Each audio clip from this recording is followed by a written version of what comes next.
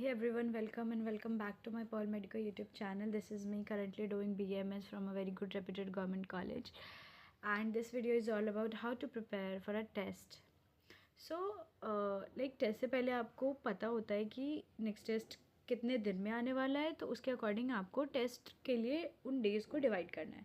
Like for me मेरे coaching में क्या होता था कि 15 डेज़ पे टेस्ट होता था, तो मैं 7 डेज़ और 7 डेज़ के पार्ट में डिवाइड कर लेती थी, और लास्ट का 1 डे वो बफर है कि अगर मेरे को कुछ एक और रिविज़न चाहिए पूरा सिलेबस करने के लिए, या टेस्ट का वो सिलेबस करने के लिए, या इन केस कोई चीज़ें 2 वीक्स में मैं नहीं कर पाई, तो वो एक मेरे लिए बफर डे होता था 15 डेज़ के गैप में जो एक दिन होता था. तो 14 डेज़ में मैं क्या करती थी, तो फर्स्ट 7 डेज़ मेरा होता था कि मैं उसमें पार्शियल टाइम देती थी. तो पार्शियल टाइम और कंप्लीट टाइम देने का क्या मतलब है, जैसे फर्स्ट 7 डेज़ में ये करती थी कि जो करंट चल रहा है उसको मुझे पढ़ना है, रिविज़न करना है, टेस्ट क्वेश्चंस करने हैं, सब कुछ प्रॉपर जैसे चलता आ रहा है वैसे चल रहा है. मैंने बस थोड़ा सा टाइम डिवोट कर रखा है टेस्ट के पढ़ने के लिए. उसमें मुझे पता है कि ये वाला पोर्शन लाइक फिज़िक्स है, वो मेरी वीक है, ठीक है. तो उस फिज़िक्स के चैप्टर्स जो टेस्ट में आ रहे हैं वो मैं उस 1 वीक में करूँगी, क्योंकि वो वीक है तो मुझे उसको ज़्यादा टाइम देना पड़ेगा. तो पूरा 1 वीक में उसको डेडिकेट करूँगी और उसके क्वेश्चंस करूँगी, उसके टॉपिक्स को स्ट्रॉन्ग करूँगी, कुछ भी करूँगी, बट मैं उस वीक वाले पोर्शन को पूरा 1 वीक दूँगी और प्रॉपर तरीके से करूँगी. हाँ ठीक है, ज़रूरी नहीं है कि अगर मैंने 1 वीक दिया और 4 चैप्टर आ रहे हैं तो 4 चैप्टर मुझे 100% आए, बट हाँ सारे चैप्टर से मैं गो थ्रू कर जाऊँ, मुझे चीज़ें आ जाए. 30% ना आए, 20% ना आए, 80-70% तो आएगा ना वो चैप्टर. तो हर चैप्टर को मैं टच कर जाऊँ, हर चैप्टर मेरा इतना प्रिपेयर हो जाए. सो नेक्स्ट वीक में मैं क्या करती थी, उसमें मैं केमिस्ट्री और बायो को हैंडल करती थी. लाइक पहले क्या होता था कि मैं पार्शियल टाइम दे रही थी, तो पूरा 1 वीक मेरे को एक सब्जेक्ट को देना पड़ा. इस टाइम पे अब मैं ज़्यादा टाइम दूंगी, सिर्फ मुझे कोचिंग से आके नोट्स रिवाइज करने हैं, कुछ क्वेश्चंस करने हैं, बाकी सारा टाइम मुझे टेस्ट के लिए डिवोट करना है. कोई बैकलॉग या कुछ नहीं देखना उस वीक में, क्योंकि इस वीक में मेरे पास 2 सब्जेक्ट है, बायो और केमिस्ट्री. फिर केमिस्ट्री के लिए आपने प्लान कर रखा होगा कैसे क्या क्या चीज़ें आपको करनी है, वो करो.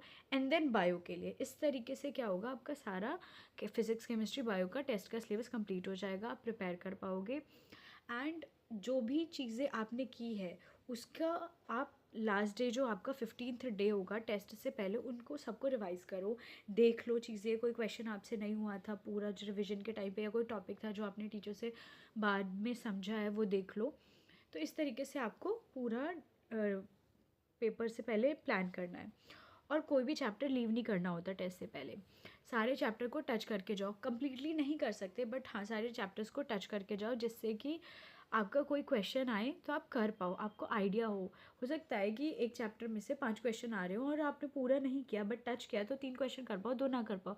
इससे आपको ये तो पता चला ना कि जितना आप उस चैप्टर को टच करके आए हो या पढ़ कर गए हो बेसिकली, तो उसमें से आप कितने क्वेश्चन कर पा रहे हो. जो नहीं कर पा रहे हो वो आके पढ़ लो, ताकि उस चैप्टर का जब दोबारा टेस्ट हो तब आप उसको 100% करके जाओ. इससे आपको अपना पता चलेगा कि जितना मैं पढ़ के जा पा रहा हूँ उस चैप्टर को, वो मेरे से हो पा रहा है कि नहीं, उसके क्वेश्चन मुझसे हो पा रहे हैं कि नहीं. ठीक है. सो मैंने एक आपको वे बताया है कि टेस्ट के लिए प्रिपेयर कैसे करना है. एक टेस्ट हो जाए, दूसरा स्टार्ट हो रहा है, तो आपको दूसरे टेस्ट के लिए प्रिपेयर करना शुरू कर देना चाहिए.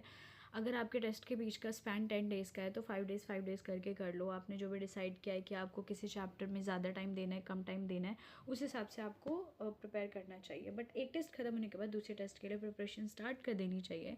और पहले हार्ड सब्जेक्ट को करना है, फिर वीक्स मतलब जो थोड़े मॉडरेट और फिर इजी सब्जेक्ट को करना है. मैं तो ऐसी करती थी. और आप अपनी चीज़ें अगर आपने फिगर आउट कर लिया है कि टेस्ट कैसे करना है, अगर टेस्ट के लिए प्रिपेयर कैसे करना है, तो आप कर सकते हो. अदरवाइज़ आप ये तरीका यूज़ कर सकते हो कि आप पहले हार्ड वाला चैप्टर कर लो और टाइम आधा आधा डिवाइड कर दो और फिर चीज़ें करो.